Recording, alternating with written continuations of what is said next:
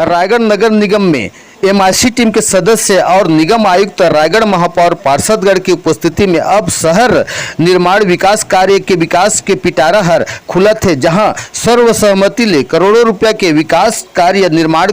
कार्य पूर्ण करे बर 12 बिंदु एजेंडा ला प्रमुखता से लेकर के निगम सभा कक्ष में मंजूरी के मोहर ला लगा दी गिसावे। अब शहर ला स्वच्छता, मलेरिया, डेंगू, सस्ता दवाई उपलब्ध कराना, सामुदायिक भवन निर्माण, शहर विकास, राष्ट्रीय सेवा योजना सहित अनेक बिंदु ला समावेश भाप करके सभा कक्ष में बैठक आयोजन ला कराएगी से वार्ड नंबर 4, 9, 11, 14 में सामुदायिक भवन निर्माण कार्य, छत्तीसगढ़ सरकार के धन्वंतरी योजना संचालन, निगम सभा कक्ष सुधार, वाहन मरम्मत, सस्ता दवाई उपलब्ध कराना सहित मूलभूत सेवा ला लेकर के 12 प्रमुखता बिंदु ला समस्या ला लेकर के सहमति के मोहर ला लगाइन है। बैठक के आयोजन में सलीम नियारिया, विकास ठेठवार, प्रभास साहू, संजय देवांगन, रथु जायसवाल, लक्ष्मी लकेश्वर मीरी, राकेश तालुकदार, संजय चौहान, रमेश भगत, अनुपमा शाखा यादव, निगम कर्मचारी सुरती क्षण यादव और राम नारायण पटेल, नित्यानंद उपाध्याय सहित अनिल वाजपेयी के मौजूदगी में सर्वसम्मति ले करोड़ों रुपया के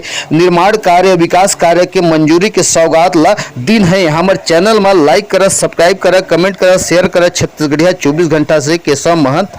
ब्यूरो प्रमुख, रायगढ़। एमआईसी के 12 एजेंडा है, उसमें के बीटी पेच रिपेयरिंग के लिए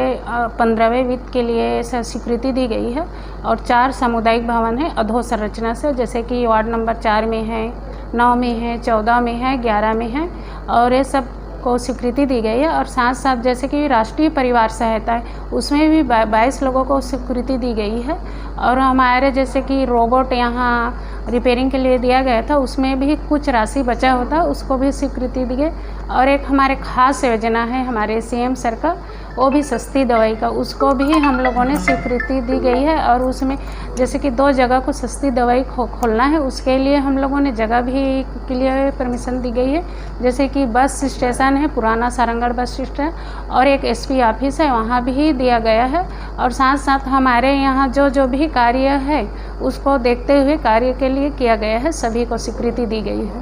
परिवार सहायता के लिए भी कुछ एजेंडे में थे, उनके बारे में बताएं। परिवार सहायता में भी इसमें थोड़ा अपात्र हुआ था, फिर उसको हम लोगों ने सभी से चर्चा करते हुए कहा गया कि अपात्र क्यों है, इसको पहले इसका सही से जांच किया जाए, उसके बाद एमआईसी में लाया जाए, ताकि जो